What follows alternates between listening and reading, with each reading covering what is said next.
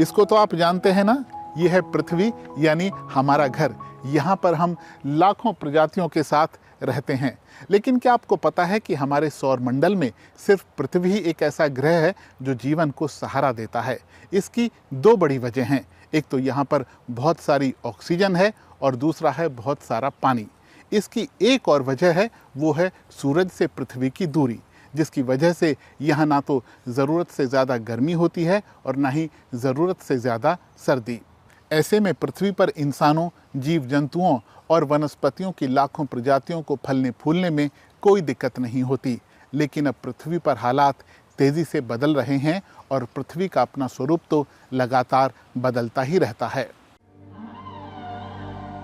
पृथ्वी हल्की हो रही है या इसका वजन बढ़ रहा है? लेकिन उससे पहले सवाल ये है कि पृथ्वी का वजन है कितना?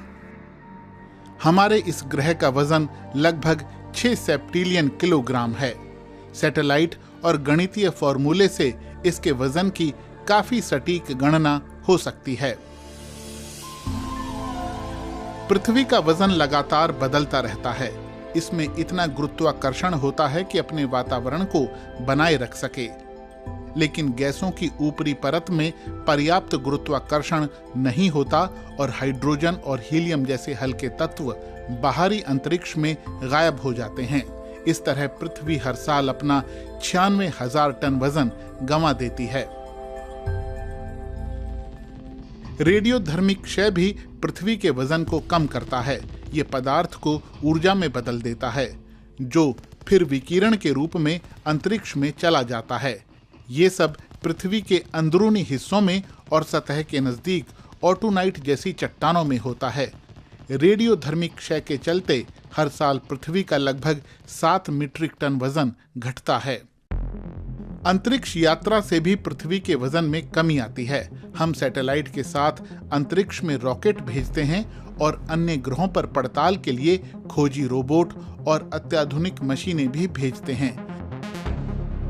ये सब चीजें पृथ्वी पर ही बनती हैं।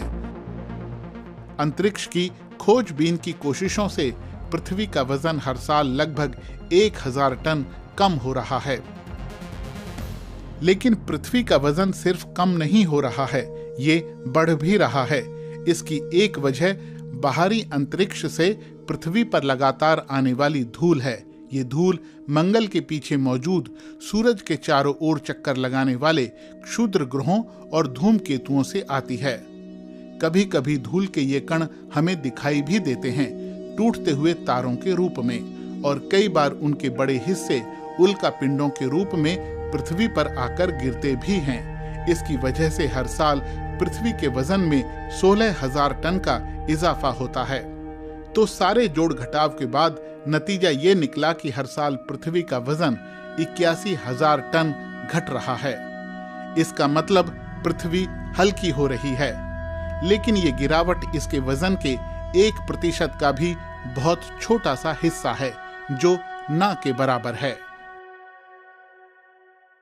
हमारी पृथ्वी लगभग 4.5 अरब साल से अस्तित्व में है और इस दौरान ये बदलाव की लंबी प्रक्रिया से गुजरी है। पहले इसका रंग हल्का नारंगी हुआ करता था, फिर ये बर्फ के गोले में तब्दील हो गई और फिर ये डायनासोरों की गवाह बनी और 11,700 साल पहले इस पर इंसानी सभ्यता ने आकार लेना शुरू किया। लेकिन बीते 200 साल में जितने बदलाव हुए हैं उतने शायद पहले कभी हुए हों और बदलाव की रफ्तार पृथ्वी पर भारी पड़ रही है। जीवन के लिए जो कुछ भी चाहिए वो सब पृथ्वी पर मौजूद है। इसका परिवेश, इसकी आबोहवा और तापमान, सब कुछ ऐसे संतुलन में काम करते हैं कि ये असंख्य पेड़ पौधों, जीव जंतुओं और इंसानों को फलने फूलने का मौका देते हैं। लेकिन ये पृथ्वी इतनी खास क्यों है? इसकी एक वजह है green house effect. Green house ऐसी इमारत को कहते हैं जिसकी दीवारें और छत शीशे की बनी हों।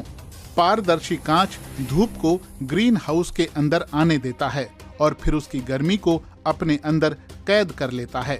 इससे पौधे गर्म रहते हैं, रात में भी और सर्दियों के दौरान भी।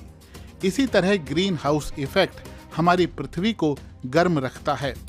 पृथ्वी के चारों तरफ तो कोई कांच नहीं है, लेकिन गैसों का एक आवरण जरूर है जिसे हम एटमॉस्फेयर यानी वातावरण कहते हैं।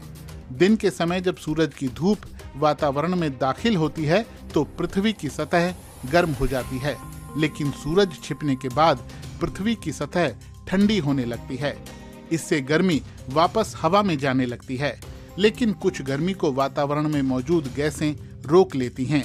इन्हीं गैसों को ग्रीन हाउस गैस कहा जाता है। कार्बन डाइऑक्साइड, जल वाष्प और मीथेन ये सभी ग्रीन हाउस गैसें हैं। पृथ्वी को ग्रीन हाउस गैसों का एक संतुलन चाहिए ताकि इस पर मौजूद सभी जीवित प्राणियों के लिए जरूरी तापमान बना रहे। लेकिन कुछ मानवीय गतिविधियों की वजह से ये संतुलन बिगड़ रहा है। पृथ्वी का प्राकृतिक ग्रीन हाउस इफेक्ट गड़बड़ा रहा है। मिसाल के तौर पर कोयला और तेल जैसे जीवाश्म ईंधनों को जलाने की वजह से हमारे वातावरण में बहुत ज्यादा कार्बन डाइऑक्साइड जा रही है।